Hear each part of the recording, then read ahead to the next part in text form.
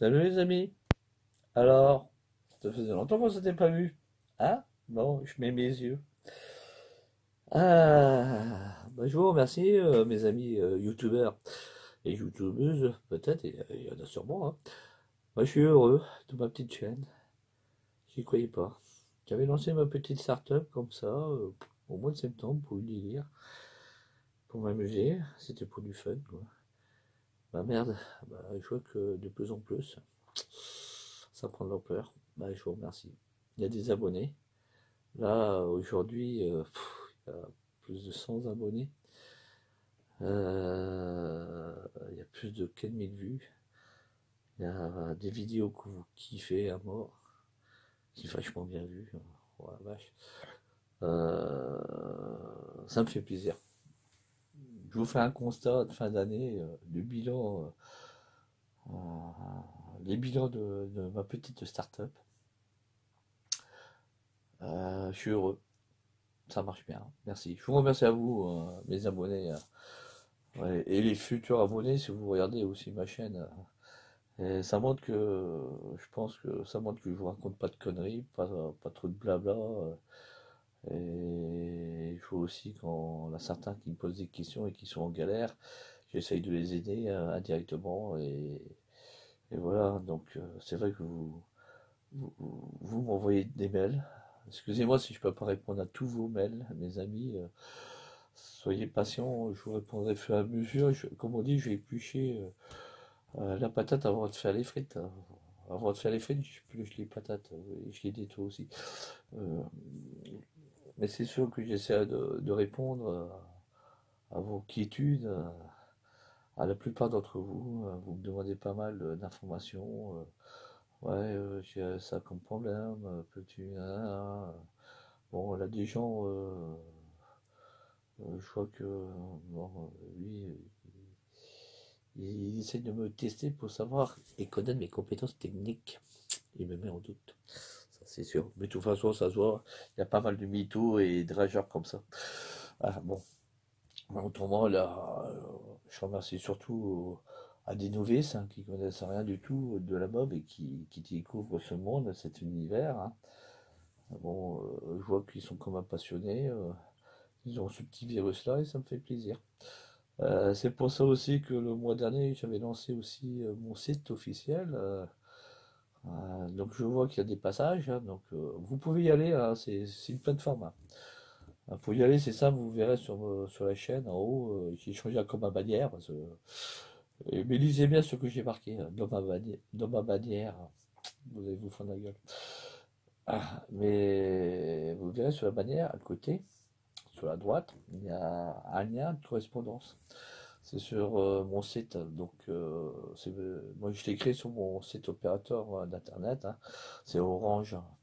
Et c'est une petite plateforme simple, ça, très simpliste, minimaliste comme on dit, hein. Ça pète pas de mine, hein. Mais par-dessus, vous pourrez partir ensuite sur un drive, c'est Google Drive où ils sont stockés toute ma documentation. Et c'est de la doc que je mets gratuit spécialement pour vous. Vous trouverez, comme on dit, de tout et de rien, hein. De la doc technique, sur les revues techniques, tiens, du 101, du 102, du 103, du 104, du 105, des pièces détachées. euh, voilà, c'est de la documentation générale que je stocke et c'est gratuit. Vous pouvez y aller, les consulter, c'est du format PDF. S'il y a des photos, c'est du JPEG que je mets. Et en plus, c'est téléchargeable. Donc, vous voyez, c'est gratos, hein. Vous ne payez rien, c'est 100% gratuit. Et je pense pas qu'il y a beaucoup de youtubeurs qui dépassent les millions d'abonnés et qui vous font des petits sites gratos pour avoir de la documentation sur certains trucs, quoi. Hein, bon. Sinon, tout est payant. Bon, non, moi, chez moi, on paye rien, hein, vous voyez. Euh,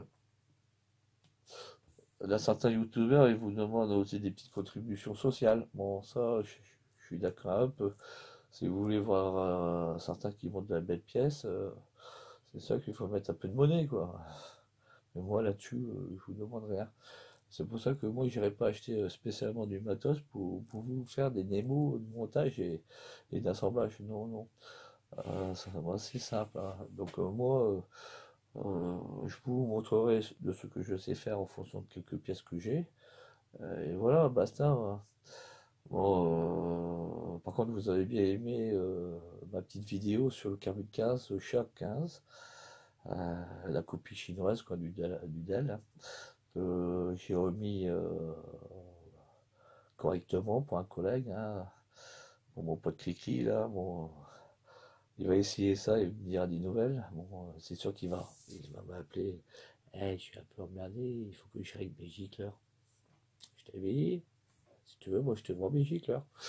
Bon, là, il s'est sorti évidemment avec un petit billet aux fesses, hein, c'est normal parce que je l'ai changé quand même à pas mal de petits trucs, hein, si vous avez regardé ma vidéo, hein. Bon, le temps, j'ai pas passé beaucoup de temps, j'ai analysé son truc en 1 heure. En fait, compte, j'ai passé plus de temps à vous faire, à vous, youtubeurs, une belle vidéo que le boulot que j'avais à faire. Voilà. Bon, aujourd'hui, on va faire une autre vidéo. Ça sera sur le T2.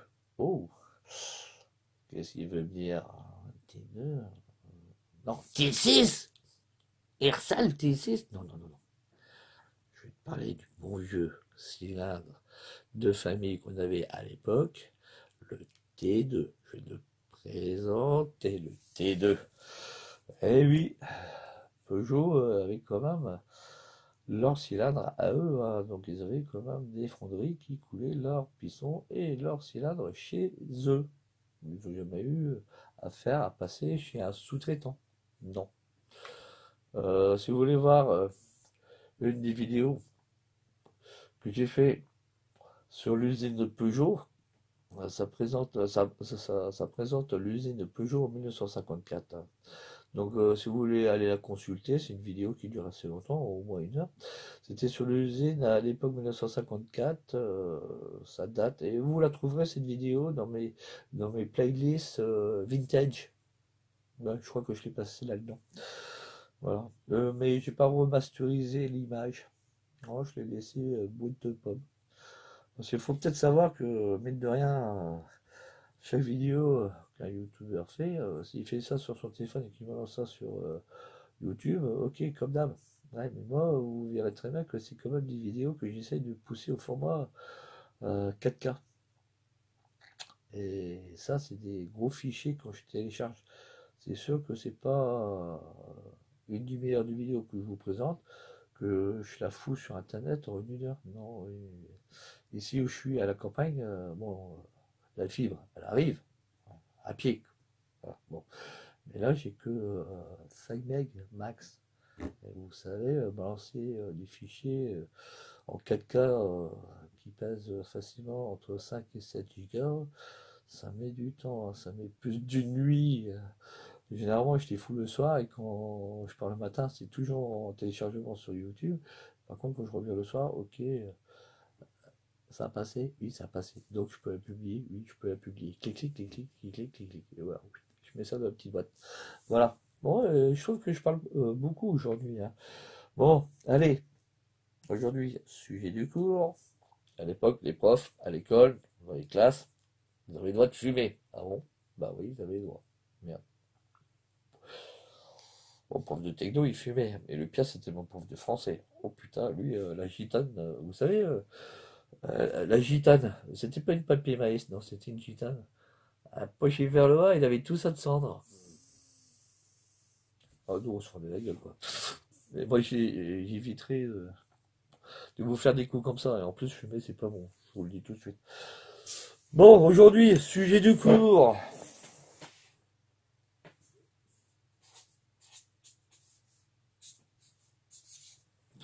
Il y en a certains qui vont venir. Accord des maths? Non, non, je vous fais pas de maths aujourd'hui. Non, non. Un peu d'histoire et un peu de géométrie. Géographie? Non. Géométrie. Ah bon. Allez, le fameux T2. J'en ai un là, sous le coude. Je vous le présente. Ah, il est bien beau, il est bien joli. Soit il a été restauré. J'ai passé quelques heures quand même pour le restaurer. Restauration d'un cylindre comme ça, 8, 16. Oh, 32 heures de boulot. Méthode artisanale. Bon. Euh, Avant, il n'était pas comme ça, hein, je vais vous le dire.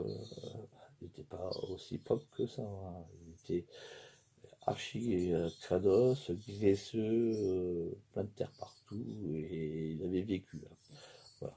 Donc il a fallu que je lui fasse déjà des bas de nettoyage, hein. Donc c'est à base d'un savon d'ammoniac. Putain, pour lui, il pue la mort, il pue l'ammoniac. Oh putain, celui-là, il te décape la gueule en 2 secondes. Bon, c'est du produit concentré, hein, qu'il faut diluer dans l'eau, hein. Laissez déjà tremper les pièces au moins 24 heures dedans. Ah oui, 24 heures, hein. Hop, et après à la brosse, bien dégraisser tout ça. Et ensuite, il a subi aussi un traitement, c'est pas un traitement en fait, c'est encore un autre nettoyage.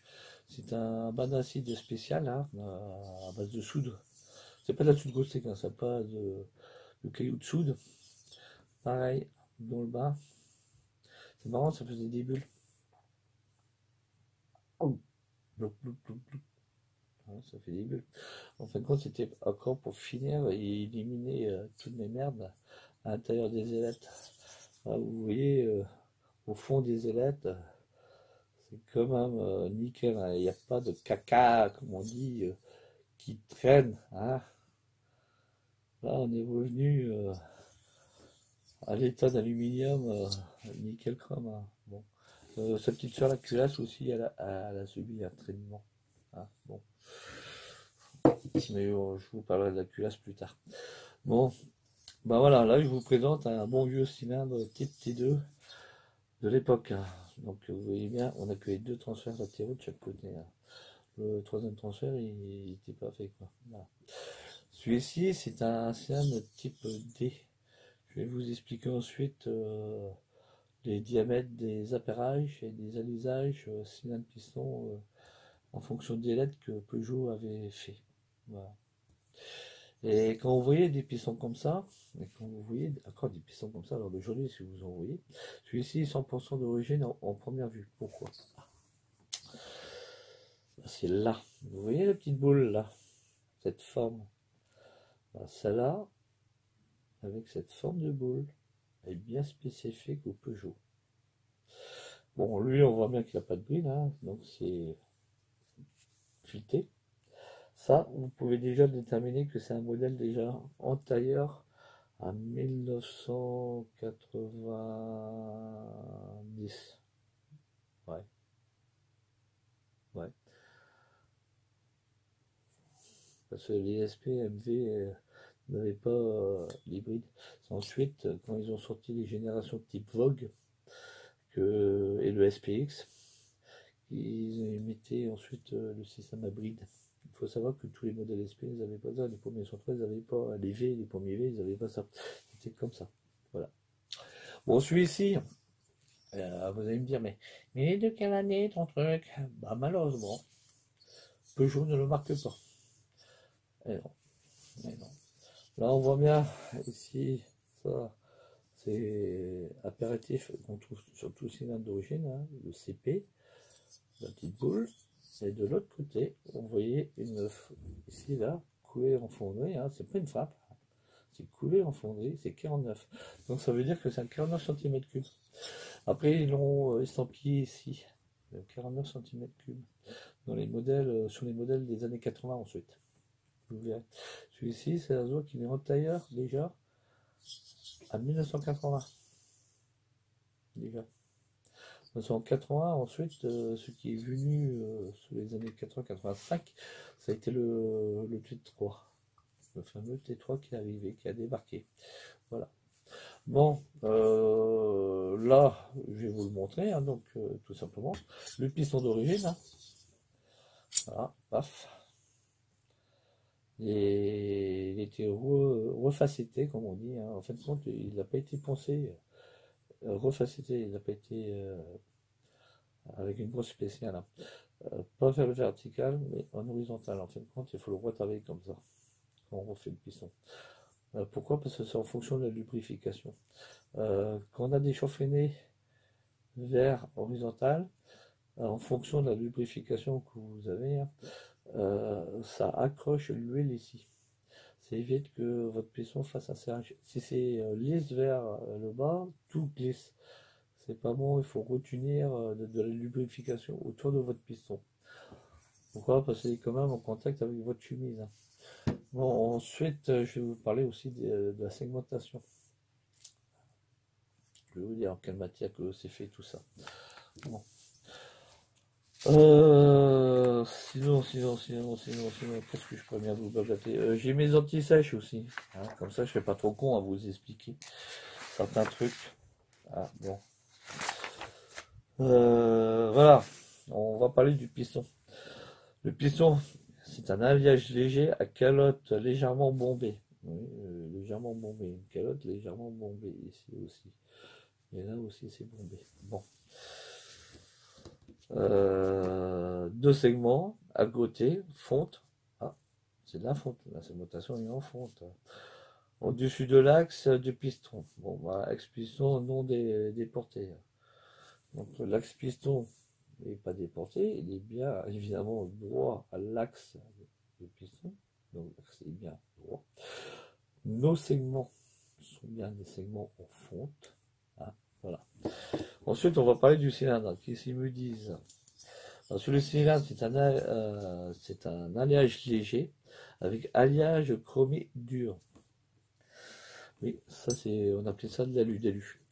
Et à l'intérieur, au lieu que ça soit en nicasile, hein, c'est pas du nicasile, hein, non. C'est du chrome dur, voilà, en bas, chrome dur.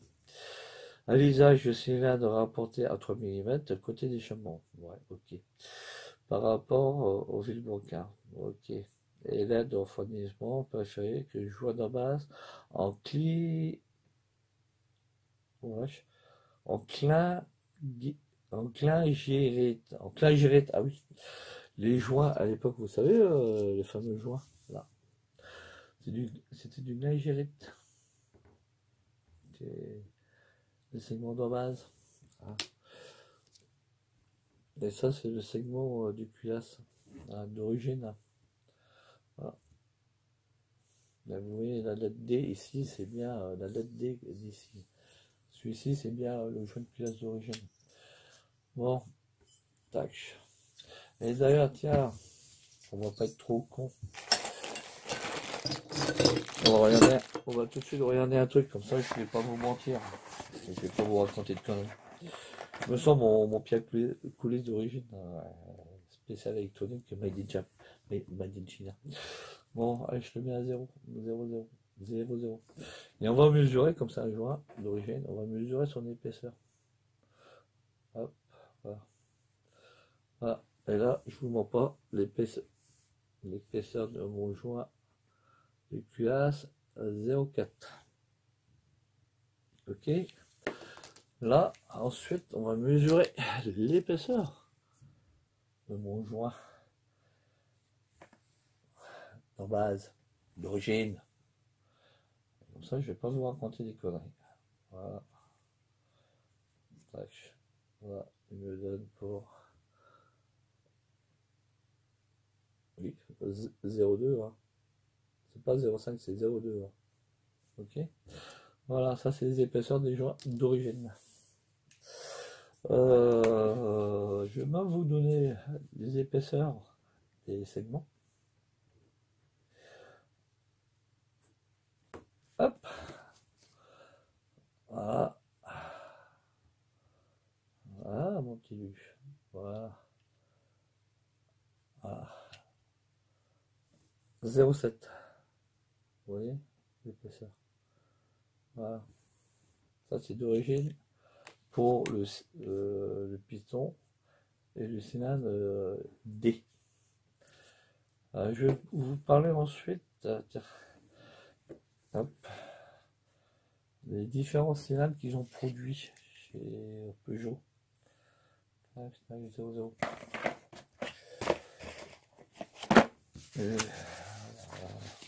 Mon appui sèche. Là, mon appui sèche. Bon. Chez monsieur de chez Peugeot. Ben, c'est simple. Eux, ils appellent ça appareillage. Voilà. Il faut que je vous écrive ça parce que ça devient compliqué.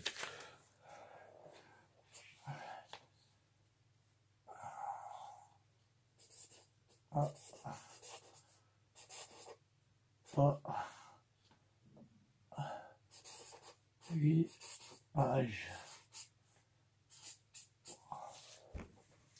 J'ai pas fait de faute d'orthographe parce que je viens de le remarquer. Là, comme il disait que le jeu, voilà, le jeu. Donc, jeu de cylindre piston était égal à 0,03. Ah oui. Là, dans mon cas d'exemple, moi, je vous ai dit que j'ai un cylindre de type D. Donc, pour un type D, j'avais pour le cylindre, donc l'alisage, hein, aussi c'est l'alisage. L'alisage, vous savez, c'est là, hein, c'est votre diamètre. Moi, j'en ai pour un 39,94. Ça, c'est pour le cylindre. Par contre, le diamètre de mon piston de correspondance, c'est un 39,91 pistons. Voilà. Voilà les amis.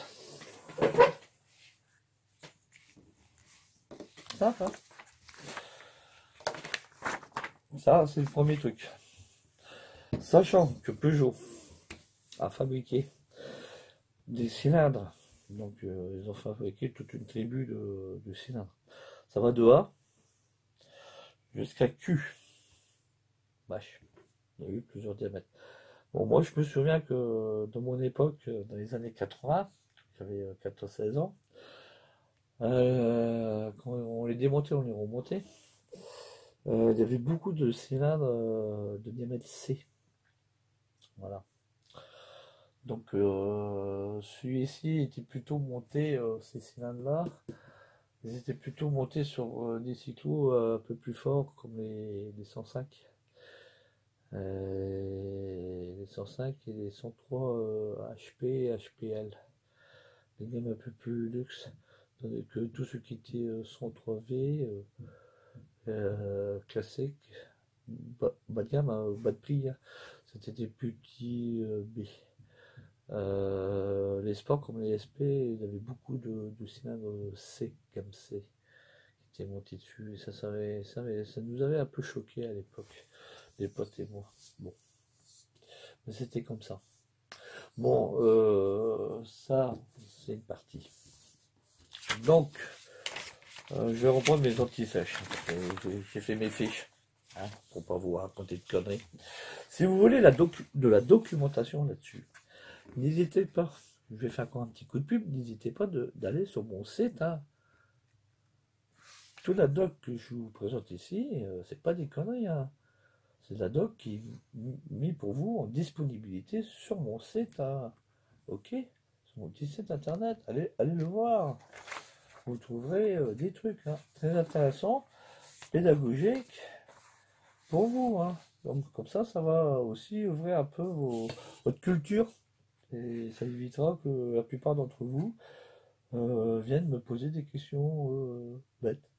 C'est ballot, non hein? Bah oui, mais c'est comme ça.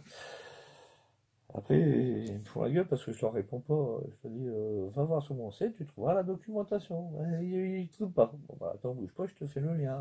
Bon, voilà. Bon, c'est sûr que je suis pas bibliothécaire. Hein, bon. Voilà. Bon, ça, je vous ai parlé du cylindre, un petit peu, un peu de blabla. Hein. Je vous ai parlé aussi des appareillages. Hein. Ça, ok. Mais par contre, le truc que je vais vous parler, Et que là, ça va commencer à intéresser beaucoup de monde. Hein. C'est les chambres, c'est les diagrammes. Waouh, ouais, c'est les lumières de transfert. Waouh, là, je crois que ça va être dans un autre volet. Hein.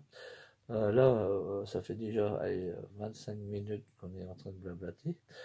De toute façon, dans le film, vous verrez, il y a une continuité. Donc là, c'est première partie, et vous verrez tout à l'heure, il y aura une deuxième partie. Toujours dans le même film. Hein. Ok, bon, à tout à l'heure, les jeunes, à tout de suite, quoi. Le temps de faire une pause pipi. Hein. Non, j'ai pas entendu encore la cloche de la récréation. Ah bon, mais là, on va aller faire pipi et fumer une clope. Et on revient. Ne bougez pas. Bah, vous avez pas mis beaucoup de temps pour aller pisser un coup, les gars, et fumer votre clope. Bah non, ouais, le pion, il nous a dit de rentrer tout de suite en cours. Oh, le pion. Ah, je t'en foutrais dessus. Bon, allez, on va parler un peu plus technique cette fois-ci du cylindre de la famille T2. Je vous ai fait sa petite présentation là, dans le premier volet, et maintenant on va parler un peu de ces transferts. Alors, il y a quand même des transferts à l'intérieur. Qu'est-ce qu'on voit en fonction des transferts? Matez aussi la chemise à l'intérieur, comment elle est nickel. Je l'ai bien rattrapé. Hein. Oh là là, on pourrait faire les jeux de lumière de discothèque à l'intérieur. Ah, aucune rayure. Celui-là, il n'a jamais serré et eu des traces de chauffe à l'intérieur. Non. Celui-là, il était déjà nickel quand je l'ai démonté. C'est pour ça que je me suis amusé à le restaurer. Pourquoi? Parce que j'ai trouvé que sa chemise était propre et le piston aussi. Hein. Le piston n'a pas enflé. Hein. Bon, par contre, ce piston-là ne remarchera plus sur ce cylindre. Pourquoi? Parce que c'est pas pour prendre un risque de serrage, non? C'est que moi j'ai estimé, en fonction du jeu de coupe qu'il avait, là, bah, il avait fait quand même son temps. Il faut savoir qu'à l'heure d'aujourd'hui, je vais pas citer de nom, je sais pas si vous voyez bien, bah, ce monsieur-là, il voit encore du matos pour nos cyclos, c'est bien. Bon, moi j'en ai acheté un, hein. Vous allez me dire combien ça t'a coûté? Oh, date, je sais même plus. 15 boules? Ouais, je sais plus, 15 euros? Je sais plus. Bon, bref, c'est pas une question de prix. Par contre, je l'ai acheté, mais au bon diamètre, hein, comme je vous ai dit, en 39,91. Je ne vais pas mettre un plus petit ou un plus gros. Non, 39,91. Et là, c'est bien chez P2R, ils vous le vendent. Je ne l'ai pas acheté sur un site de bécannerie, moi je l'ai trouvé sur un shop. Sur eBay, et je crois que je n'ai même pas payé 15 euros. Je l'ai payé peut-être en, en dessous de 10 euros avec le frais de port compris. Me demandez plus sur quel shop, je sais plus. Honnête, je sais plus. Il faudrait que je regarde mes commandes que je fais sur eBay. Pour vous donner exactement le nom du shop où je l'ai trouvé. Un petit P2R. Et il est pas mal en plus. Et voilà le piston. Bon, il est tout noir. Donc il y a un traitement déjà dessus. Ah, bon, vous voyez. Déjà c'est pas mal, c'est pas de l'alu brut. Il y a un revêtement qui est quand même spécial pour pas pour éviter que ça serre au premier coup. C'est l'aluminium, hein, donc je l'ai testé. Hein. Pour savoir si c'est l'aluminium ou de la ferraille, vous prenez hop, un aimant, vous prenez un truc métallique, voilà, hop, et hop, avec un aimant, ça colle. Ça colle. Ah, mais là, ça colle pas. Donc c'est bien un alliage. Voilà. C'est pas de la ferraille. C'est comme le cylindre. Hein. Hop. C'est bien d'aluminium, hein, donc il n'y a pas de ferraille dedans. Hein. Voilà. Vous prenez un aimant, vous passez sur le truc pour savoir si c'est de la ferraille ou quoi. Bon. Hop. Généralement, les aimants, moi j'aime bien les foutre, ça porte mon midi bar qui est derrière moi. Bon, si je te fous sur le frigo, je vais me faire engueuler. Voilà, c'est normal. Les gros autres trucs, c'est pour les post-it, c'est pour la liste des courses. Ah bon. Voilà, ça c'est PDR qui fabrique, comme je vous ai dit, c'est un piston 3991.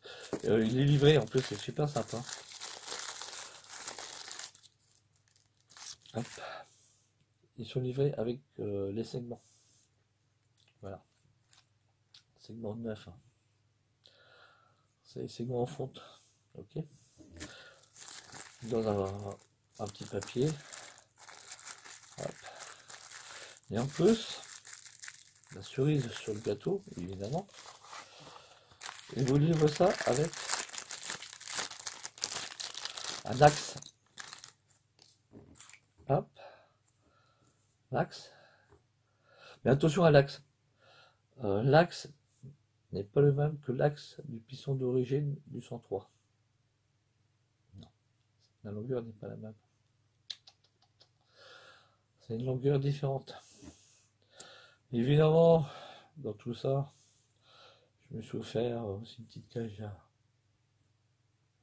aiguille, hein, neuve évidemment. Hein. Là, pas sur l'autre.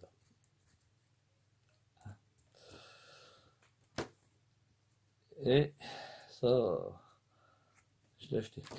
Ça, c'est livré. Et les clips aussi. Vous voyez, c'est des clips comme ça. Que chez P2R vous livre. Des clips à la con, mais non, on met.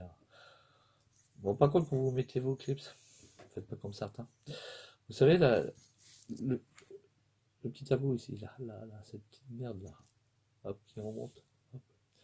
Bah, il faut toujours le mettre en vertical, comme ça, ou la tête vers le bas. Ne le mettez jamais en horizontal. Vous faites ça, vous allez présenter votre moteur chez un motoriste, il vous dit, monsieur, vous savez pas monter vos clips de piston, vertical ou horizontal, monsieur. Et d'ailleurs, c'est vrai que si vous fouillez un peu à sur mon site internet, il y a une doc d'un fabricant du piston. Et je crois qu'il a une fiche qui explique tout ce qui est matière de serrage sur les pistons, les types, le pourquoi, le comment et le dû. Hein. S'il y a une trace là ou s'il y a une trace machin, les traces, il vous analyse, il explique le pourquoi et le dû. Et ils expliquent aussi les montages des clips. Nous, sur nos cyclos, là, c'est standard, hein, les clips. Parce que notre axe, c'est un diamètre 12. Hein. Le clips, ça sera un diamètre aussi d'ergot à l'intérieur. Hein. À l'intérieur, vous avez un ergotage de 12. L'épaisseur, c'est standard, c'est 1 mm. Okay. Généralement, là-dessus, les clips de 12, c'est standard. Voilà. Moi, j'aime pas trop ce type de clips. Je préfère plutôt les clips type Météor. Vous savez, ceux qui ont deux petites battes comme ça. C'est plus facile à les prendre. À pince big ronde, fine, hop, on les serre, hop, on les enquille, hop, on lâche, paf.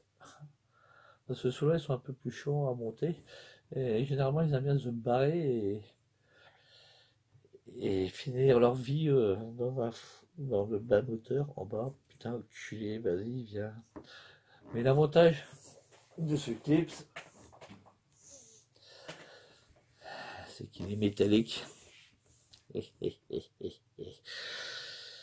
Ne bouge pas, on va aller à la pêche. Mais le problème, le bilboquin il est métallique aussi. Mais t'occupe, on va essayer de le choper. Putain, au début du coup, on a réussi à l'avoir. Mais t'as galéré. C'est pour ça que vous le montez, je vous donne un conseil. Si vous le montez verticalement, mettez un chiffon dans votre bas moteur. S'il saute, Il va pas se retrouver dans votre bas moteur, ça c'est sûr. Faites pas ces conneries là surtout. Bon, autrement ceux d'origine, je les ai plus. Non, non, je les ai. Non, là je l'ai pas. Faudrait que je dois les avoir. Dans le temps, c'était un autre type de clips qu'ils avaient. Il fallait une passe à clips pour enlever les clips. Par contre, la cage aiguille, hein, c'est une 12 15-15. Là, le format 12 15-15. Voilà. Ça, c'est pour le piston P2R. Je trouve qu'il est pas mal comme piston. Là, c'est un standard, hein, donc on va le monter simple. Vous voyez. Bon, il y a certains qui font le test sur la table. Il est 3 heures pour descendre, il va serrer. Ah putain, il va trop vite, il est trop petit. En fait, non. Ça dépend ce que vous avez comme matière en dessous.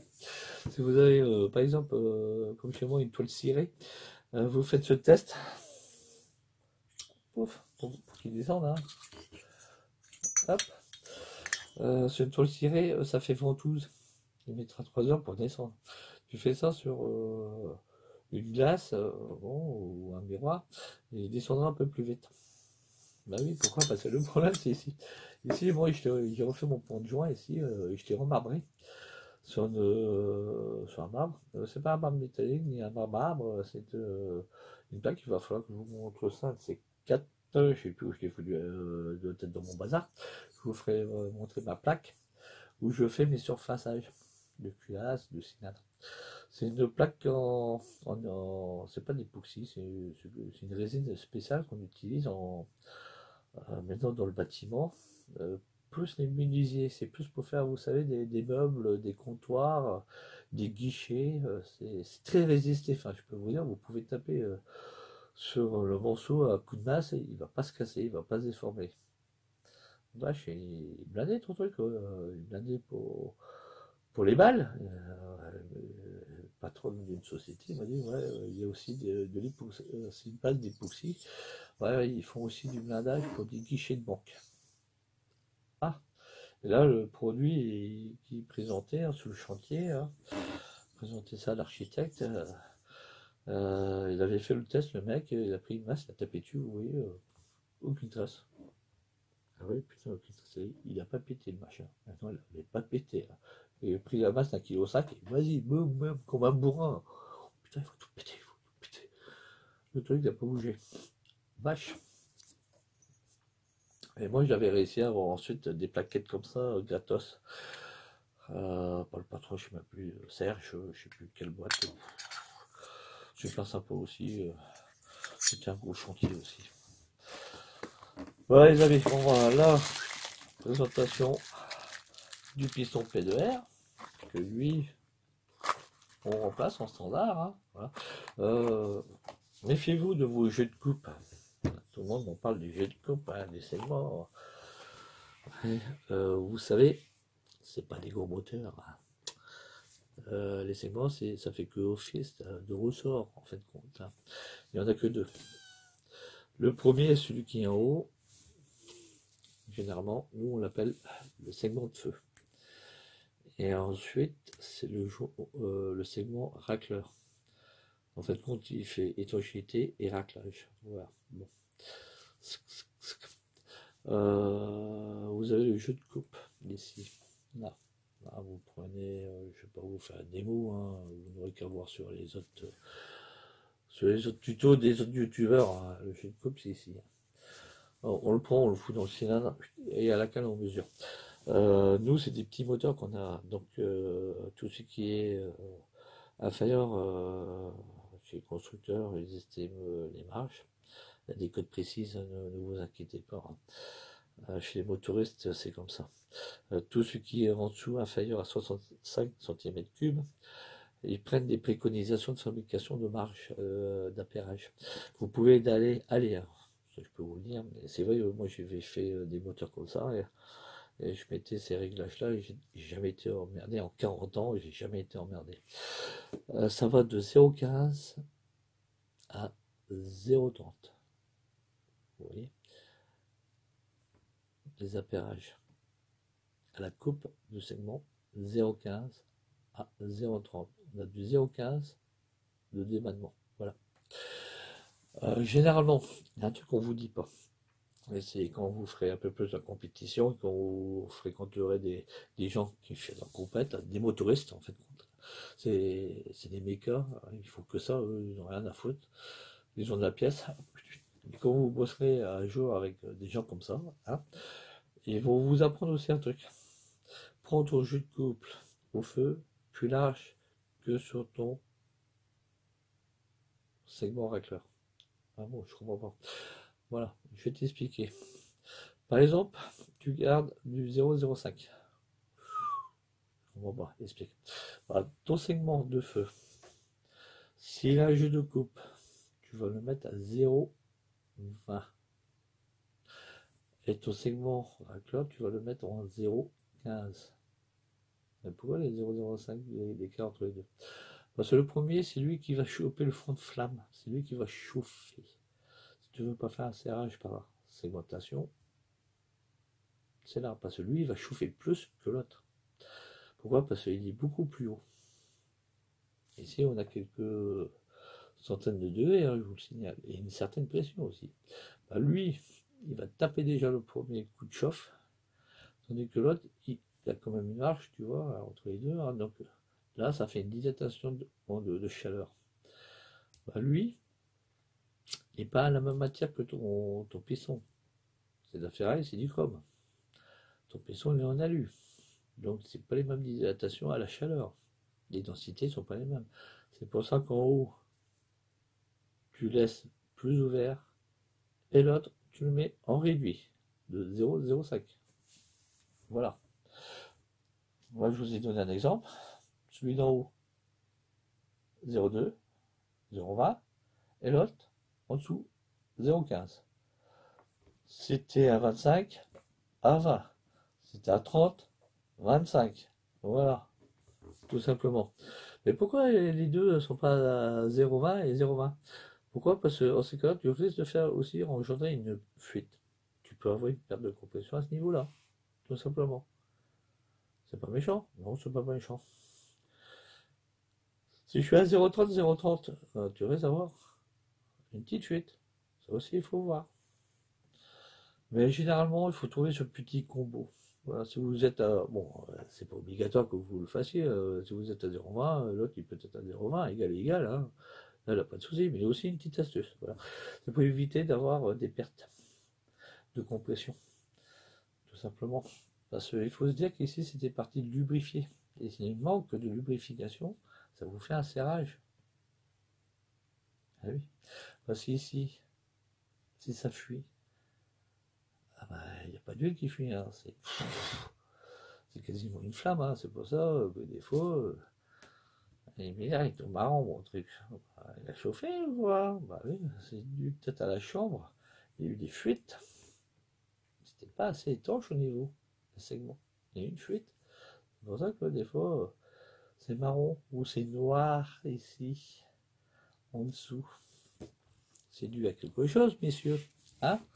Si vous n'êtes pas d'accord avec ma théorie, retournez à l'école. Ok? Bon. Maintenant, on va parler des deux cylindres qu'ils ont fabriqués. En fait, compte, ils ont été fabriqués avec des transferts, comme je vous ai dit tout à l'heure, avec, avec des ouvertures, des transferts ici et des transferts à l'intérieur. Ah bon, là, on va se faire un beau petit dessin. Ah, bon. Un cylindre, je vais vous le faire en développer, hein, tout simplement. Ça ressemble comment déjà un cylindre? Bon. Tac, tac. Ouais, ça doit. Ouais, ça fait une marche d'escalier comme ça. Voilà, bon. Voilà. Imaginons que ça, c'est notre cylindre découpé et étalé. Bon. Sur notre cylindre, là, comme c'est un T2, il n'y a que deux transferts. Donc les deux transferts sont ici, 1 et 2. Ok. Et dans la chemise, on trouvera nos deux transferts ici et ici. Jusque là, vous me suivez, vous n'êtes pas perdu là. Si vous êtes perdu, levez le doigt. Bon. Et évidemment, ici, toujours en décalé mais supérieur, hein, vous verrez une autre lumière. Celui-ci, on va changer de stabilo. Je ne sais pas si le rouge va le faire. Ici, c'est l'échappement EC. Je ne sais pas si vous voyez sur la vidéo. Hein. Sinon, tu te rapproches. Ou tu mets tes lunettes. Échappement. Ici, c'est transfert. Ici, c'est transfert. En fin de compte, vos gaz, votre bas moteur, c'est ça. Il vient d'en bas et ça remonte. Ok? Vous avez votre explosion. Là, avec votre culasse qui est en haut. Hein, et que votre piston descend. Le gaz brûlé passe à l'échappement et qui se fait pousser par effet de pression par vos lumières de transfert qui amènent un nouveau gaz en pression, que là c'est l'effet de pression qui va repousser vos gaz d'échappement.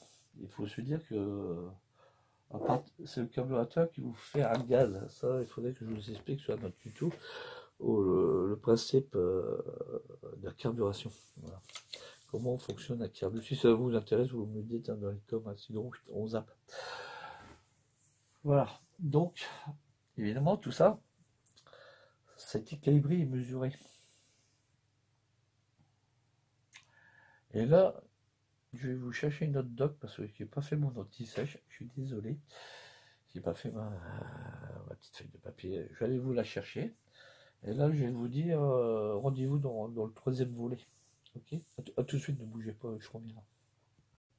Bon, ça va les amis? J'ai pas été trop long? Bon, là, on va attaquer le troisième volet. Comme je vous ai dit, tout ça c'était réalisé. Hein, donc il y a des cotes, des hauteurs. Je vais vous prendre mon marqueur bleu. Et on va commencer sur une cote classique. Les hauteurs totales d'ici à ici, donc ça veut dire du sommet du cylindre jusqu'en bas, ici, à la calotte. Hein, et de distance ici. Alors, si vous voulez, je prends même le pierre twist. Hop, pour qu'on mesure. Hein, comme ça, je vous gruge pas. Normalement, c'est 81.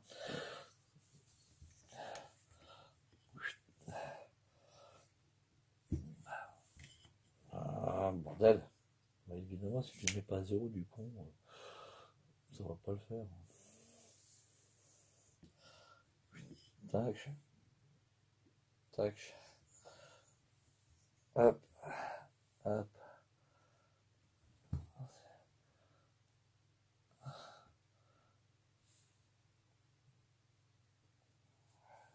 Ah, bordel. Réfléchis, ce chinois. Ah non, putain, 81. Ah ouais, bah. Exact.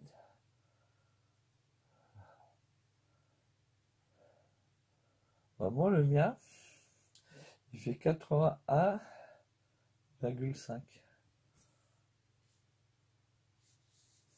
Enfin, je vais remesurer pour voir si je me suis pas planté. Je suis bien en métrique, je suis bien en métrique.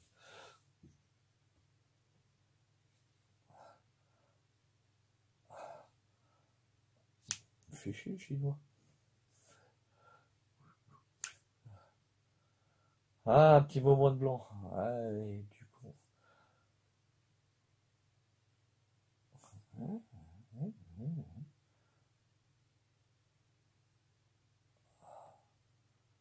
Tu me fais chier du coup. On a joué de hop, hop.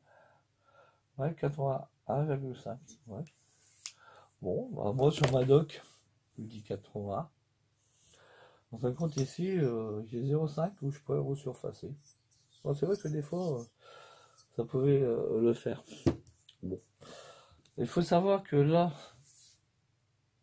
en fin de compte, dans la fonderie de chez Peugeot, ils ont fondu des cylindres d'un certain type avant 1978. Parce qu'en 78, ils ont changé leur fonderie, en fin de compte.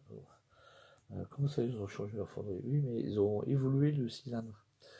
Parce qu'ils trouvaient qu'ils avaient des des taux de transfert beaucoup trop bas, et ils se sont dit on va rehausser les transferts pour que le moteur soit un peu plus puissant. Voilà. Ça, je vous expliquerai en fonction des diagrammes. Mais question de principe de fonderie, avant 1978, ici nous avions une hauteur, ici là, de 81 mm. Ok. Je vais vous donner déjà les cotes verticales. Le haut, ici, le haut de votre échappement jusqu'à son plan de culasse, il était à 33,9. 33,9. Les hauts des transferts, donc ici à ici, là, vous voyez, hein, les hauts des transferts latéraux, hein, jusqu'à la hauteur, c'était à 34,5. Voilà. Là, je vous ai donné leur code vertical, hein. Leur code verticaux. Ou vertical. Ah, transfert, verticaux. Ouais, bon. Vous me rectifierez dans ma langue française. Bon, l'ouverture, par contre, les ouvertures des transferts. Ici, la côte verticale, ici, hein. Ils sont à 7,9 mm. Voilà, l'ouverture. Cette fois-ci, pour une largeur, ici, là, hop, hop, sur une largeur de 16,5. 16,5 pour le transfert. Et à l'échappement, nous avions une ouverture ici de 21. Voilà, ok. Millimètres, hein. Pas de centimètres. Sur 21 cm, ça fait balèze pour un échappement. Et ici, sur le bas, d'ici jusqu'à l'ouverture de la calotte, ici, là, nous avions 20 mm. Ok, 20 mm. Voilà. Ça, c'était le schématique du cylindre, des cylindres qui ont été coulés avant 1978. Donc ça, c'est avant 1978. Après, à partir de 1978, donc après,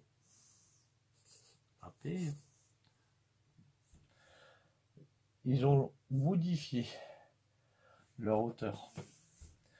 Donc, on va toujours refaire notre petit cylindre, parce que vous aimez bien quand je dis scène. Parce qu'il y a beaucoup de gens qui me disent « Ah, c'est super quand tu dis scène ». Au moins, on comprend. C'est pas des maths, hein, c'est de la géométrie que je vous fais. Et après, on va faire encore plus compliqué. Là, ben en fin de compte, l'architecture, comme on dit, est toujours la même. Ils n'ont rien modifié sur le T2. Ah, donc ça c'est après 1978. On a toujours notre échappement. En léger retrait, qu'est-ce que nous avons? Toujours nos petits transferts, hein, que je vais changer de marqueur. Certains ils vont dire, t'as pas marqué l'échappement. L'échappement, moi je l'avais, EC, TR, TR. Ok. Mais là, ils ont changé les hauteurs, en fin de compte. La dernière code que je vous ai donnée, ici, ici, et la première que je vous ai donnée ici. Ici, ils n'ont pas changé. C'est 20. La gorge ici, vous voyez, ici. La gorge qui est ici, 20 mm. Et le total de votre cylindre, il est donné pour 81. Jusque-là, ils n'ont pas changé. Ne confondez pas ici. Hein. Ici, je vous ai dit, hein, de A à, je sais plus, à Q là.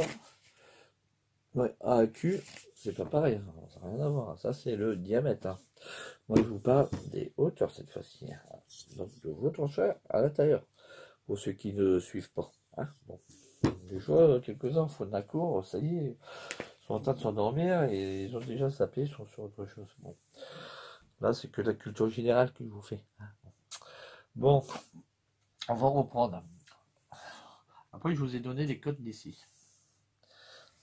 Des hauteurs, des lumières de transfert. Ici.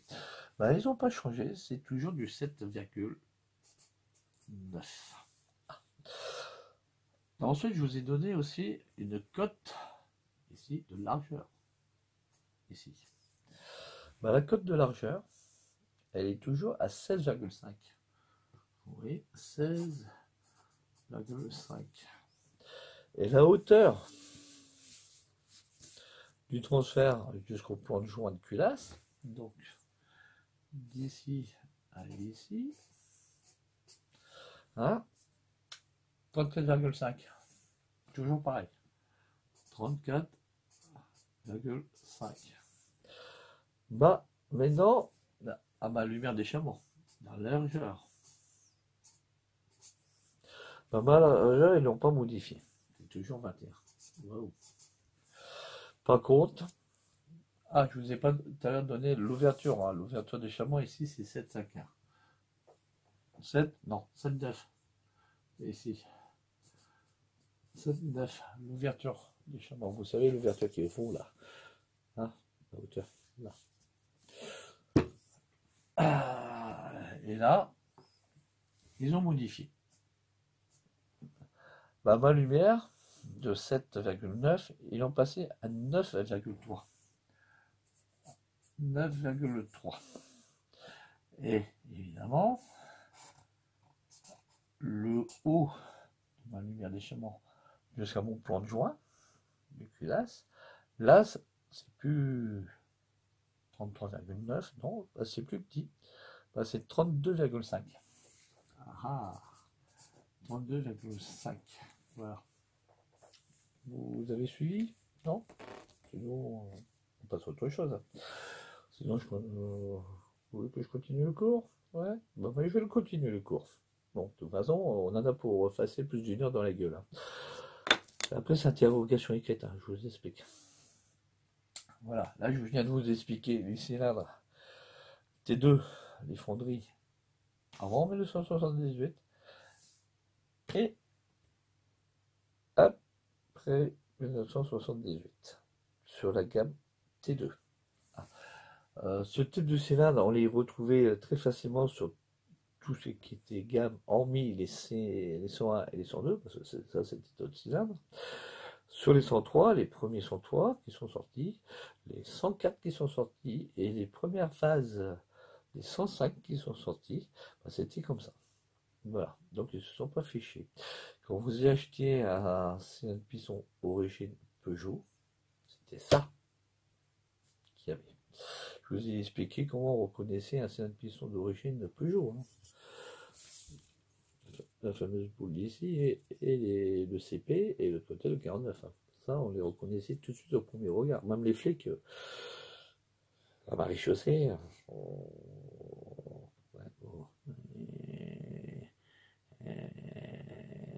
c'est d'origine. Ah bon, merci monsieur.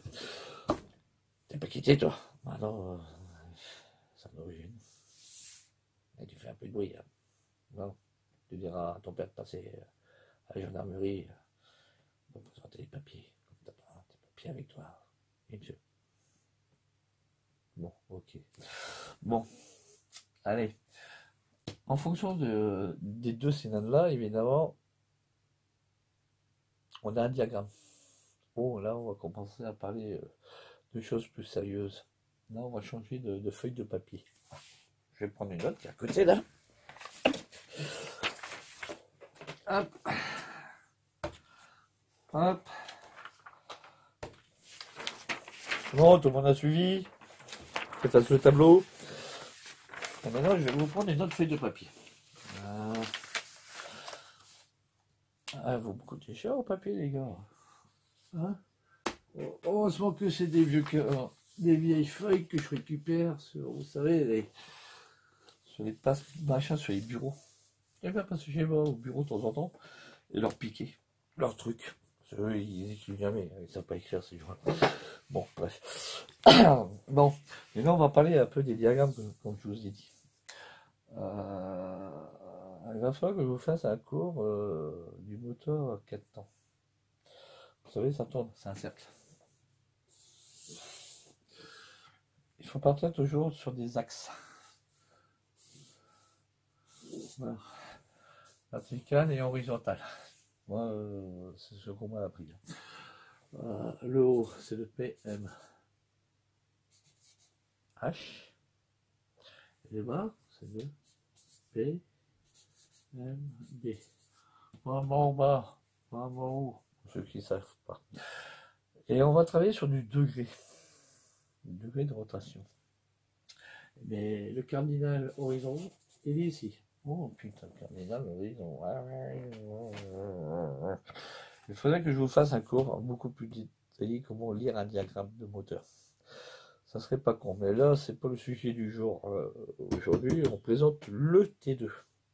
Comment il a été fabriqué et sa configuration. Et ses diagrammes.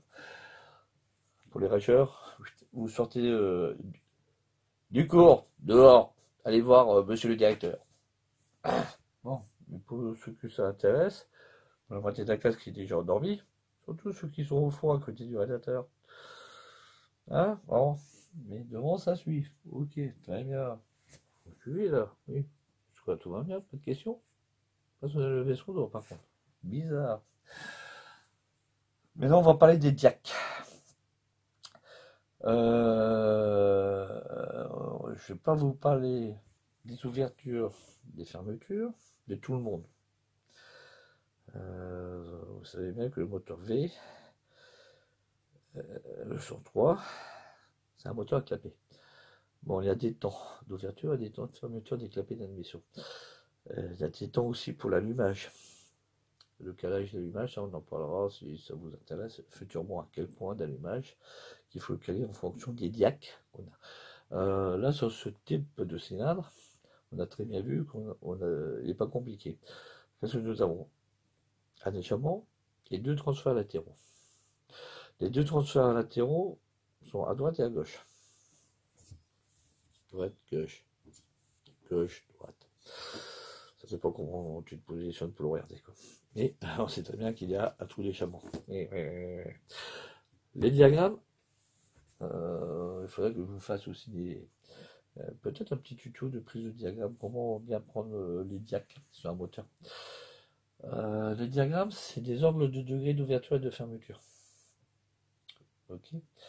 Là, il faudrait que je vous fasse un tuto comment prendre. Mais non, aujourd'hui, c'est pas le sujet de la conversation. Là, nous avons un temps, ici par exemple, de rotation. En fait, on a deux temps, on a deux angles.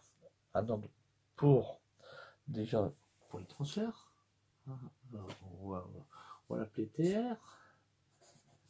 Ah, transfert. Je sais pas si vous voyez bien, donc tant pis, t'as qu'à te rapprocher. Là, t'as un angle pour les transferts.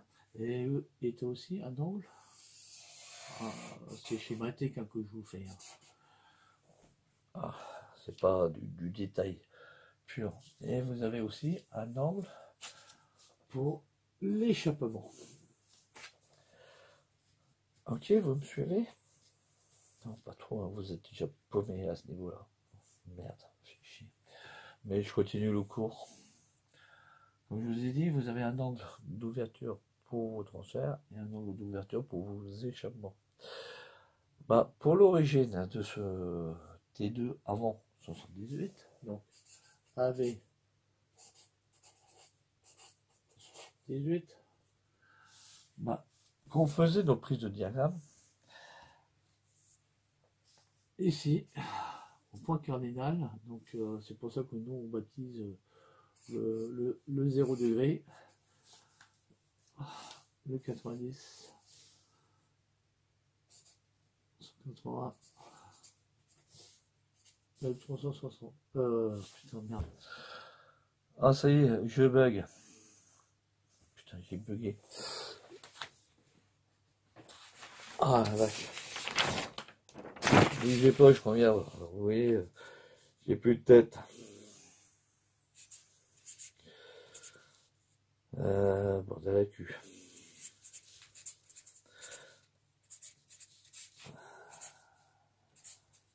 Putain, je suis con.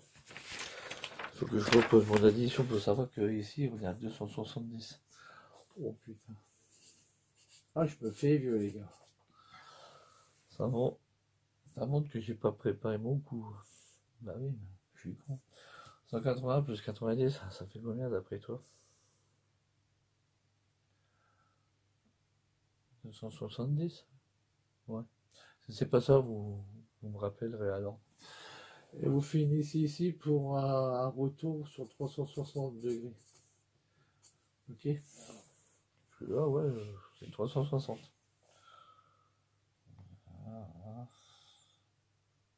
ah. Ouais, 360. Ouais, ça peut être 270 là. Bon, on aurait qu'à additionner, sinon on compte sur les doigts à l'ancienne. Et on fait la retenue ici. La retenue. Frais de plaisanterie, on reprend. Ici, nous avons un nombre d'ouverture. Ok. Quand vous faites votre prise de diagramme avec votre disque ou avec votre comparateur numérique ou n'importe quoi, ce que vous voulez, de là à là, nous avons du 120 degrés d'ouverture en échappement. Ok. Échappe 120 degrés. Là, vous voyez sur mon diagramme, c'est faux. Hein. C'est là que je vous donne pour une ouverture de 180 degrés. Hein. 180 degrés. Tandis qu'avant, c'était 120, donc ça descendait un peu plus bas. Ok. Sur le transfert d'admission, donc en transfert AC, en admission, ça nous donnait 100. Voilà. C'est ce qu'on avait sur ces cylindres-là avant, 78. Un échappement à 120 et une admission à 100. Voilà. Là, comme je vous ai dit tout à l'heure dans le cours précédent, que les hauteurs des lumières ont changé après 1978. Que là, je vous fais plus simple. Hein. Que là, on repart sur des échappements et sur les transferts.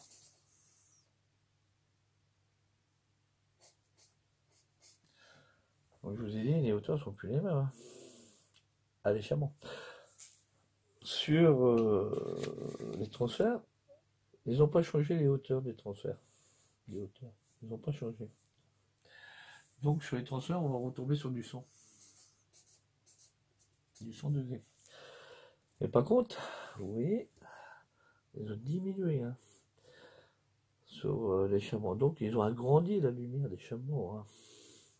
Bah là, ça change la donne. Et oui. Bah, bizarrement, entre une ouverture qui faisait 7,9 et que l'autre il faisait 9,3. Tiens, on va compter. On prend une feuille de papier. 9, 3, et 7, 9. 9, 10, 11, 12, 13, donc 4.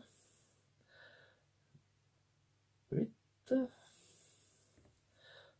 Pour 1,4 mm de plus en ouverture. Donc un petit coup de lime qui passait par là. Et qui a ouvert 1 mm 4. Bah, ça change nos diagrammes. Là, on passe à du 170. À 170 degrés. Vous voyez les amis? Donc, je vais m'allumer une clope. Que des fois, quand vous faites des préparations et que vous foutez des putains de coups de lime ou un coup de Dremel, parce que moi, à mon époque, c'était à la lime. Maintenant, vous jouez à la Dremel, ouais. Et voir mon pote Gaël sur Mega 2R. Vous verrez comment il rigole. Il vous sort une vidéo d'un mec hein, qui travaille à la Dremel. Ouais, j'ai gagné 300 chevaux. Ah bon? Vu ce qu'il nous a fait. Nous, on s'est fendu la gueule quand on a regardé la vidéo. Tu fais ça, tu pètes ton moteur en 1 seconde chrono. Un coup de kick. Oui, un coup de kick, t'as pété ton moteur. Boum. Bon, bref. Vous voyez les amis, on avait une hauteur à l'époque, je vais refaire. Une ouverture. L'ouverture de la lumière, donc ça veut dire, ça c'est un crayon en carbure. Là, l'ouverture qui est ici, là, hein, de ta lumière. Avant, toute l'ouverture était à 7,9 mm. Okay. Après 78, hein, cette ouverture, elle est passée à 9,3 mm. Ok. Donc c'est ça engendre. Comme je vous ai dit, ça a changé le diac. Ah oui, ça a changé votre diagramme, les gars. Hein. Donc c'est plus pareil. Donc pour une ouverture de 1 mm, 1, merde, je ne sais même plus ce que je vous ai dit tout à l'heure. 1,4 mm. L'ouverture en plus, hein. On a changé. Légèrement, on était à 120 et là, on se retrouve à 170. Ah ouais, ah ouais, mon petit pépère. Parce que 170 moins 120, peut-être ça doit faire 50 degrés. Eh oui. Oui, ça fait, oui. Ça fait 50 degrés. Hein. Donc, ça, on a gagné 50 degrés de plus. Waouh. Oui, des fois, il vous faut pas grand-chose pour monter vos diagrammes sur vos moteurs. Avant de tout raboter. Hein? Là, sur un T2 d'origine, un jeu de la vieille, hein, que maintenant c'est obsolète, personne n'en veut ça. Ouais, T6, ouais. R5, ouais, excuse-moi mon petit pépère. Ton petit kit 50 de famille, R5 T6, ça coûte pas cher. Mais ça, on avait du potentiel à l'époque. Et on travaillait une époque avec ça. Hein. Monsieur Tibidalo, hein, t'as rien inventé mon pépère. Hein. C'est moi qui te le dis. Quoique je suis pote avec toi, hein, je t'ai connu à l'époque où tu bossais chez MBK, toi. Motobécane, excuse-moi. À l'époque, tu étais repentin, tu demandais les couilles dans les bureaux d'études. Département RAS pour recherche et développement. Quoi. Bon, ok. Quand ça s'est pété la gueule, MBK, quand les Japs nous ont vendu, c'est pour ça que tu t'es lancé. Ça, c'est un petit apartheid que tout le monde ne sait pas.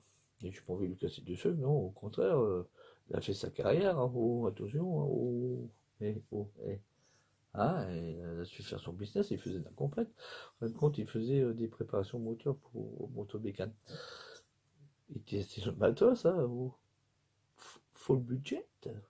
Mais eux, ils avaient rien à foutre, ils te cramaient du cylindre. Hein. Bon. Il débarquait, hop, hein, oh, putain, MBK, c'est la maison MBK, ouais, les camionnettes, c'est bien MBK, oui. C'est pas Motobécane, non, c'est MBK. Et ils ont cramé du cylindre. Un tour de circuit, qui durait pas longtemps, ça faisait 1,5 km, un tour de circuit, paf, le mec il revenait ensemble, il n'a plus de patate. Ben, il a fumé ton cylindre. Et il changeait, il remettait, ça repartait. Vas-y. Ils avaient de la pièce, eux. Hein. Mais par contre, quand ils repartaient au paddock, ils ont rien laissé, ils ont tout embarqué. Bon, cool, les mecs. Tu pouvais pas t'en approcher d'eux. Hein. Ah. Tu pouvais pas venir à 1 mètre en face d'eux, regarder la bécane. Tu te faisais expulser, allez hop, dégage. Bon, bref, c'était un milieu spécial. Je reprends le cours là. Là, on était dans le volet 3. Bientôt, on va vous faire le volet 4. Vous voyez, les amis, pour une époque 1 mm 4 d'ouverture, paf, on change considérablement notre diagramme. De 120, on passe à 170. On a gagné 50 degrés sur le diac pour 1 mm 4. C'est pour ça que ceux qui balancent un coup de la lumière légèrement, faites gaffe. Mais ça, on peut les gouger aussi. Hein. Parce que s'ils ont fait ça, C'est pour respecter aussi la cylindrée ici. On peut gagner ce type de diagramme sans modifier nos lumières d'échappement. Là, je vais vous expliquer ça dans la partie 4. Allez, à tout de suite. Allez les amis, là, on est de retour pour la partie 4. Précédemment, comme je vous ai dit, hein, bien, on va reprendre le marqueur. J'espère que je vous gaffe bien et que vous commencez à voir bien le bourrichon. Hein, bon. Comme je vous ai dit tout à l'heure, avant 1978, nous avions des diagrammes, hein, donc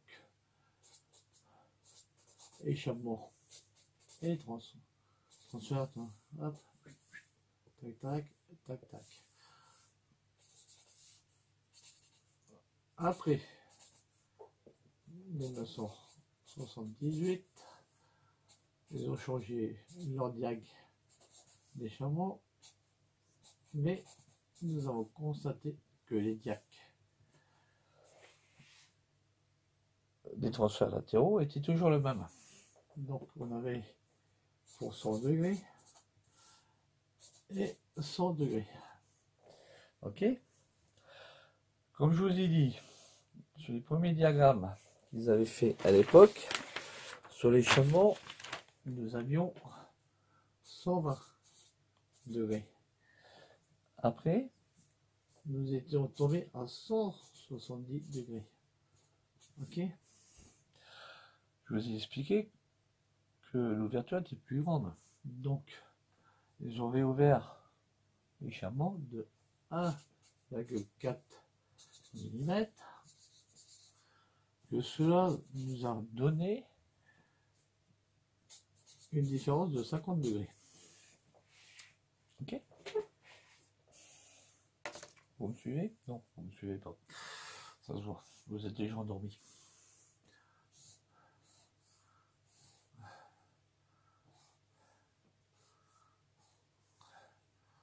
Ici, c'est l'ouverture de votre échappement.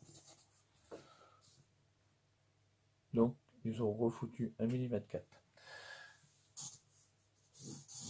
Mais ils avaient un problème à l'époque avec leur piston.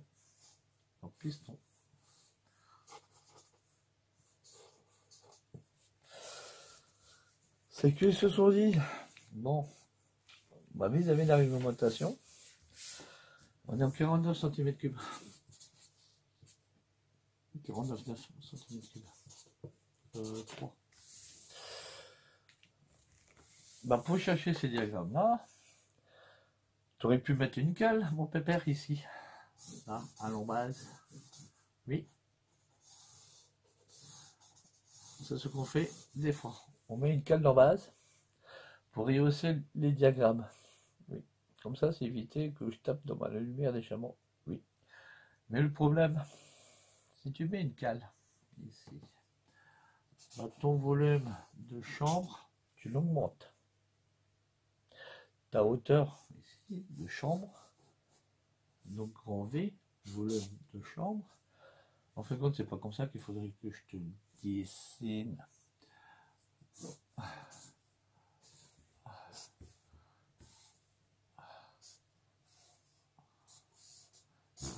Normal.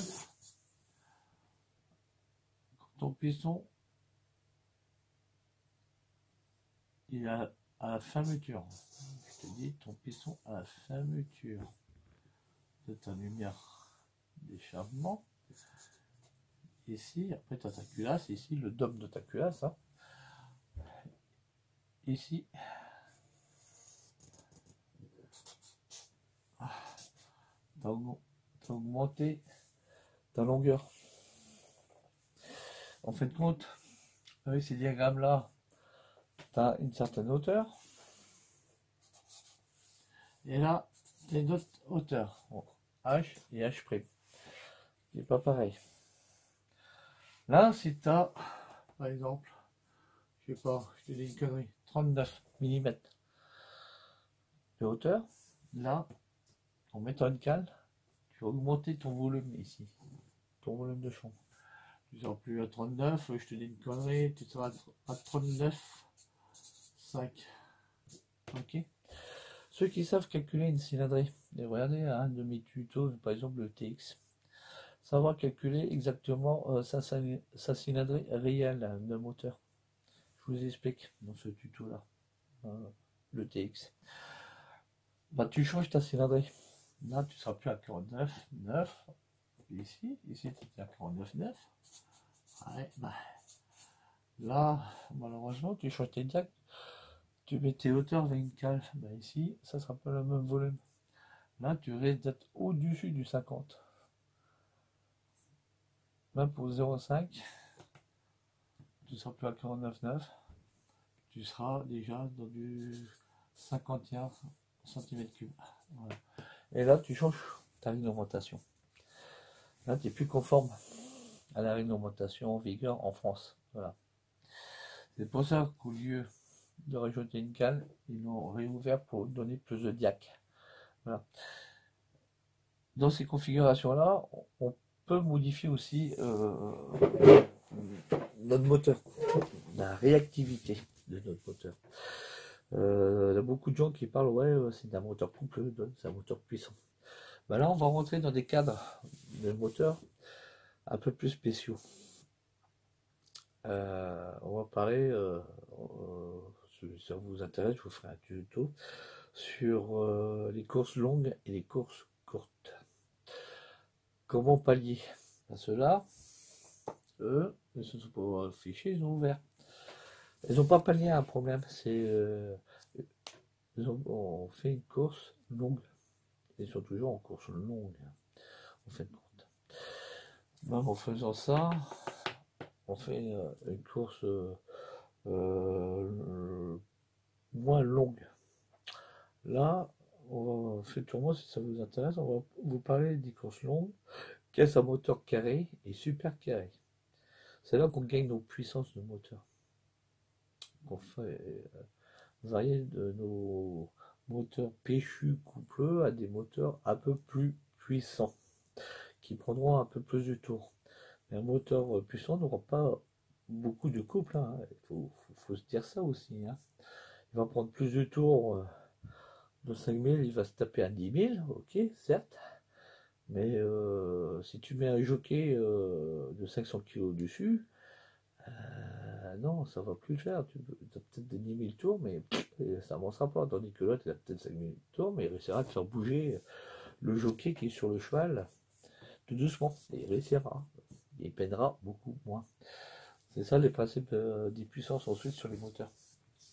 Bon, là, je vous ai expliqué, c'était uniquement une question de réglementation aux mines. Hein.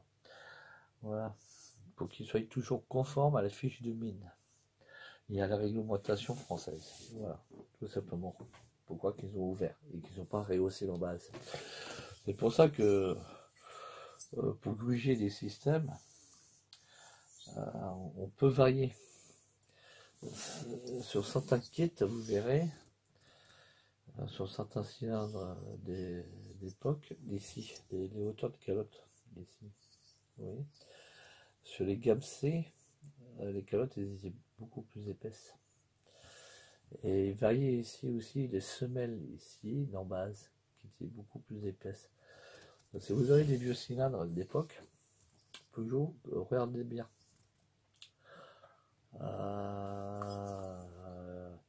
L'évolution. Celui-ci, moi je peux vous dire, celui-là c'est une phase 2, c'est pas une phase 1, c'est une phase 2. Pourquoi? Parce que ici vous avez un poinçon. Ici. Là, il est poinçonné en 2. Malheureusement, il n'y a pas de poinçon d'année de fabrication. C'est ça le problème. Il n'y a que ce poinçon rond qui dit que c'est une phase 2. Donc c'est un cylindre après 78. Ça c'est un truc à savoir. Comme je vous ai dit, le D c'est les appairages. Le 10, 7, on a toujours cherché le pourquoi, le comment, qu'il y avait des fois ici. On présume que peut-être il a été fait le 10 juillet, mais on n'a pas l'année. C'est ça le blâme. On ne sait pas trop. On ne dit pas que c'est le 107e cylindre. Si ça serait le 107e cylindre D, ça serait un méga collector. Mais ça, on n'a jamais su. C'est toujours posé la question. Si quelqu'un connaît la question, hein, que ça veut dire ici, le poinçonnage 107, ici, là, ça m'intéresserait vachement et ça serait intéressant aussi pour certains, pour nous, pour notre communauté youtubeur de mobbeurs. Hein. Voilà. Voilà les amis, donc là je vous ai fait la présentation. Hein, c'est un CL que j'ai restauré. Que il n'y a rien de compliqué. Hein. Donc, regardez bien si vous voulez faire des restaurations. Regardez bien s'ils ne sont pas trop esclatés. Décrassez-les. N'ayez pas peur de. À la brosse à chien dent, comme on dit, brosse à chien dent, et vas-y, que je te gratte tout ça, que je te relève toutes tes années de merde. Bon, si vous êtes un peu chémé, faites des bains, hein, pour les nettoyer. Surtout, attention aux produits que vous utilisez. Ne foutez pas ça dans des acides, hein, parce que c'est de l'alu. Vous risquez d'avoir une réaction chimique, hein, ça risque de vous péter à la gueule. Que ça fume, mais de toute façon, vous détruirez votre cylindre. Vous ne ferez pas d'assaut. Comme on dit, oh mon vieux pec citron. Oh oui, pec citron. Et vas-y à la brosse, ça tu peux le faire. Sur cette cuirasse, c'est une cuirasse d'origine Peugeot. Hein. Donc, hop, toujours frappé. Hein. Tac. Ah, le dôme ici, hémisphérique ou tronc conique, disait The Christian. Tiens, vous me direz si c'est hémisphère ou tronçonnique ou bionique. Mais vous n'aurez pas la réponse parce que je la connais d'avance. Sinon, c'est de la triche. Ça, c'est une cuirasse que j'ai restaurée, hein, que j'ai nettoyée, que j'ai pareil. Ah, on va prendre pic. Ah ouais, mais ça, c'est l'usure, hein, c'est dans l'aluminium. Ah, vous voyez, elle est toute propre. Hein. Donc, il y a eu du travail. Ah, ça, c'est tu l'as changé. Bah oui, j'ai changé le décompresseur. Par contre, c'est une vraie petite merde à changer. Je vous ferai pas un tuto. Non, je vous ferai pas un tuto, les amis. Non. Comment changer le décompresseur? Bah, tu te démerdes comme tout le monde. Oh, fâche. Non, parce que le truc, le démonter. Vous savez que au milieu, là, il y a un petit axe. À l'origine, il est écrasé. Bah, il faut le casser. Prenez une bonne petite pince coupante, elle est bien et pétez. Sauf si vous pétez votre pince de merde. Vous le sautez. Vous comprimez votre compresseur et vous le sortez. Mais par contre, pour le remettre, comment on fait pour le remettre? Pour le remettre, il faut toujours le comprimer, hein, évidemment. Mais entre la bague ici et la tête ici, vous me mettez par exemple un coloring. Vous serrez un coloring au fur et à mesure. Comme ça, vous réussirez plus facilement à remettre votre axe à l'intérieur. Comme ça vous évite de vous faire chier pendant des heures et des heures. Ça vous pousse, c'est pas évident. Hein.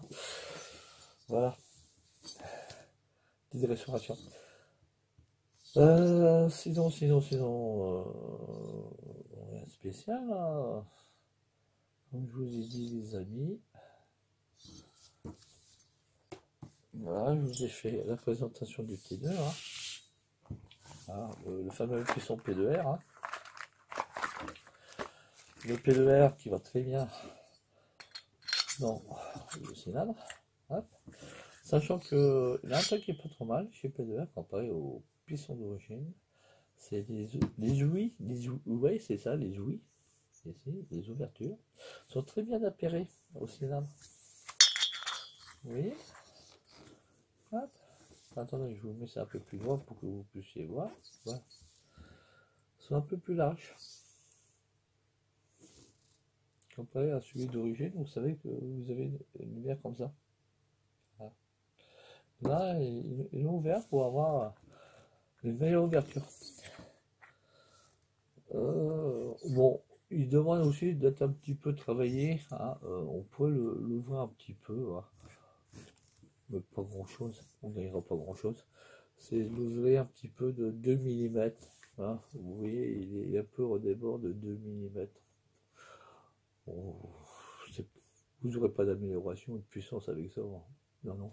Pourquoi? Parce que c'est ici, au niveau du cylindre, si vous avez des carters T2 non travaillés, ça va pas nuire au bon fonctionnement de votre moteur. Non. Vous ne gagnerez pas de puissance et de pêche en éliminant ça. Voilà. Tout simplement, mes amis. Bon, sur ce, bah, je pense qu'on a fait le tour hein, du T2, la présentation. Il y avait des gens qui me demandaient, ouais, présente-nous le T2. Qu'est-ce que ça fait? J'ai rien fait. Je l'ai tout simplement nettoyé, retravaillé. Bon, il n'est pas gonflé, hein. Loin de là, mes amis. Loin, loin de là. Là, je suis en train de me prendre la tête à remettre hop, les segments en fonction de mes petits ergots. Ah là, t'es où toi, Léon? À droite et à gauche. Hop. Ouais, mets-moi tout ça dedans. Ah oui, je mets ça dedans. Voilà. Par contre, pour refaire, c'est pas du réalisage, hein, c'est du déglaçage du cylindre. Pour retravailler, pour le re-rayer, pour bien le nettoyer et enlever un petit peu les taches de gras, de graisse,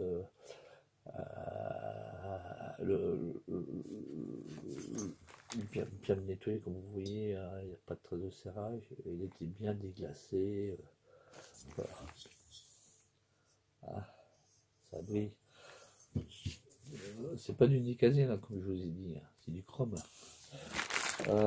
Pour faire des petits types d'opérations comme ça coûte pas cher. Moi je t'ai acheté à 10 euros. Ça s'appelle un rodoir. Voilà. C'est un petit truc comme ça. Moi je l'ai acheté sur un site qui commence par un A et qui finit par un M. Ouais. C'est un petit shop. Ah bon. J'ai mis du temps pour l'avoir parce que je voulais pas foutre une fortune. Hein, certains qui te vendent ça une blinde, tu l'as en 3 jours en France. Mais moi je m'en fous. Je t'ai eu en 2 semaines. Ouais, 2 semaines. Pour un prix modique de 3 euros. Il m'a fallu 2 semaines. 3 euros. Et ça fait même Roux Michel, comme dit certains. Voilà, moi j'ai travaillé avec ça. Ah, c'est du fin, c'est pas du gros méca industriel. Ou les autres, c'est vraiment des mouse où tu pourrais même pas les rentrer. Tout qui te fait déjà 80 pour rentrer dans du 39, ça fait un peu gros. Hein. Ouais. T'as vu un peu l'âge, ton origine? Oui, je sais. Ça fait plus petit? Non, il n'y a pas plus petit. Ah bon, ouais, me fais pas chier, va t'en acheter un. Oh, ok, je vais aller m'en acheter un. Non. Voilà. Ça, c'est très bien pour déglacer et déglacer vos cylindres. Mais il faut savoir l'utiliser. Hein. Donc, au cul, vous le branchez sur votre visseuse dévisseuse. Hein. Sauf si tu as une perceuse qui fait 3000 tours, mais une perceuse, mais avec variateur. Il faut que ça tourne assez lentement. Et quand tu pratiques ça, tu le mets à l'intérieur. Je vais te montrer ça en 2 secondes chrono, là, comme on a le temps encore. Hop, tu vois, paf, tac. Hop. Ta perceuse au cul. Hop. Tu plies ta pierre. Par contre, moi, je les lubrifie. Je vous conseille pas de les lubrifier ça à l'eau. Non. C'est pas des couteaux ni des ciseaux que vous êtes en train d'aiguiser à l'intérieur. Attention. Hein. Mettez de l'huile. De l'huile. N'importe quoi comme huile. Pas n'importe quoi. Mettez de l'huile moteur. La 1040 ou la 1540, ce que vous voulez. Même si vous avez de l'huile de synthèse. De temps. Tu mets ça dedans. Voilà. Tu mets ça dedans. Et à la perceuse, quand ça va tourner, tu donnes des mouvements de bas en haut, de bas en haut. Va pas trop loin. Ne les fais pas déchausser parce que sinon tu vas les tendre. Ton truc, tu l'as déglingué en une seconde chrono, t'as rien compris. Donc tu restes bien en proportion et tu montes et tu descends, tu montes et tu descends. Bravo, tu vois? Et quand ça tourne, ça te fait un rayage. Voilà, ok? T'as vu? Tu montes, tu descends, tu montes, tu descends. Tu fais ça au moins allez, une douzaine de fois, hop, tu le ressors. Par contre, tu verras ton huile est devenue une petite pâte grisâtre. Bah, tu renettoies, tu essuies tout ça, tu essuies, hop, tu rehuiles ton cylindre, tu rehuiles tes pierres, et tu repasses un coup, et tu regardes, au fur et à mesure. Bon, tu attaques pendant un certain temps ici, et tu attaques ensuite de l'autre sens. Ah oui, parce que sinon tu vas faire un cône à l'intérieur. Non, il faut que ça soit un peu cylindrique, en rond à l'intérieur. Un coup dessus, un coup dessous. Vroom, vroom, vroom, vroom. Voilà, tout simplement. Ok. Et après, tu prends ton piston, tu regardes s'il passe bien. Des fois, il y a des pistons qui passent mal. Ah oui, même si c'était d'origine, moi, je me souviens qu'avec le piston ici, là, le piston, il bloquait un petit peu, arrivé à la lumière d'échappement. Il y avait une dilatation. Ici, à l'intérieur, ça, c'était une dilatation très connue sur les Peugeot, et c'était même à des niveaux de serrage, ici, à l'échappement où ça chauffait beaucoup. Donc, ça veut dire que c'est un cylindre qui a morflé quand même sa gueule dans des côtes. Voilà. Là, tout doucement, j'ai passé, soit je l'ai retravaillé tranquillement euh, au redoir pendant allez, à l'aise 2 heures. Hein. Ouais, facilement 2 heures. Bon, j'étais tout doucement, je le mettais, je regardais sur les segments. Je regardais, ah là, ça bloque encore un petit peu, et vas-y que je travaille, que je te travaille. Et après, là, bon, tout nettoyé, nickel, huilé, pof, un test. Ça passe. Il bloque plus à cet endroit-là. Voilà. Des fois, il faut être patient quand vous faites des restaurations de cylindres. Ah, si vous n'êtes pas patient, arrêtez tout de suite à passer à autre chose. Voilà. Ça, c'est des dadas, des passe-temps où on peut passer du temps. Voilà. Tout simplement. Et là, c'était. Bon, après, votre satisfaction, c'est que. Bah, c'est que dalle, ça y est, il est fini. Merde. Il faut que je trouve autre chose. Bon, on verra. Hein. Ça, c'est du temps. Sur le Nicazil, faites attention. Ah oui. Ça, c'est ce système-là, on peut se permettre sur des cylindres en fonte, hein, sur les vieux cylindres de dans le temps, hein, sur les vieux coucous. Hein. Mais sur les cylindres en Nicazil, tu passes 3 heures, t'as plus de Nicazil. Ah non, t'as plus rien à l'intérieur. Bah, hop, tu remontes un piston neuf, tu veux t'amuser, ming, coin de la rue. Ça serré au premier coup. Bah, dès que ton moteur a chauffé, pouf, ton piston s'est collé, mec. J'ai serré, ouais, bah, t'avais plus de nicazine, mon pote. Hein. Ce nicazine, c'est assez fin. Hein. Tandis que ça, je peux vous dire que les mecs, dans le temps, ça rigolait pas. Hein. C'est les motomécanes, même chez Peugeot, je peux vous dire, dans ma jeunesse, j'ai même refait d'autres cylindres Peugeot sur des bébés Peugeot. Si ça vous cause, hein. Ouais, c'est un bébé Peugeot à redéglacer. Bon, voilà. Bon, ça, c'est des techniques qu'on apprend, comme on dit, c'est en forgeant qu'on devient forgeron. Voilà. Bon, on en fait un, on en fait deux. Les premiers sont pas bien réussis, je peux vous le dire. Ils sont horribles. Et au fil du temps et des années, vous commencez à prendre, comme on dit, la main et vous réussirez à le redéclasser correctement. Voilà. Et savoir quand est-ce qu'il faut arrêter.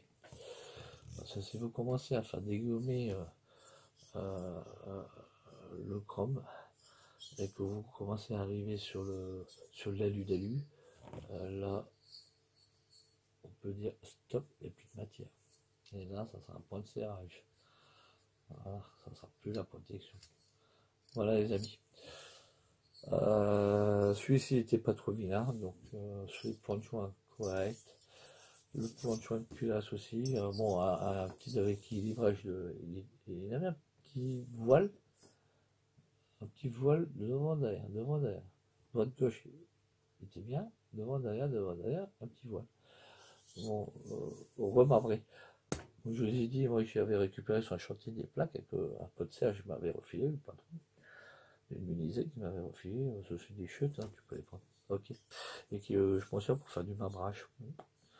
Il y a une plaque. Il faudrait que je vous fasse voir ça de ces quatre. Voilà. Technique papier à roue, hein, à la flotte. Pof. Tu poses, tu fais des. Ça ouais, il faudrait vite. Bah, des fois, non. Tu peux faire un rabotage, des gens. Mais du sens qu'il faut. Hein, ça aussi. Après, tu reprends. Hop, tac, tac, tu rééquilibres, tu regardes. Hop, hop, hop, hop, Allez. Du sens inverse. Voilà, tout simplement. Papier à eau, tu peux attaquer, n'attaque pas au gros gras, hein, non. N'attaque pas à la sauvage, à la barbare, hein, ne fais pas des causeries ici, parce que pour les enlever après, c'est que dalle. N'attaque pas la lime aussi, hein, ça serait trop facile. Là, ça te fait des rayures. Regarde, j'ai fait la compte de la tête penseuse dessus, ça se verra plus. Ouais, putain, c'est pas du boulot. Tu attaques avec du 400 et après pour faire tu vois, un lissage comme ça nickel, hein, sans voir les rayures, tout ça, tu diminues à 400, 600, 800, 1000. Voilà. Et plus tu augmentes à 1000, plus c'est fin. 400 c'est plus haut. Tu peux aller plus haut encore, c'est du 200. Hein. Tu vas pas prendre du triple zéro pour faire ça. Hein, bon, non, je pense pas. Quoique, il y a certains qui seraient capables. Voilà les amis. Bon, bah sur ce, je vais vous laisser. Hein.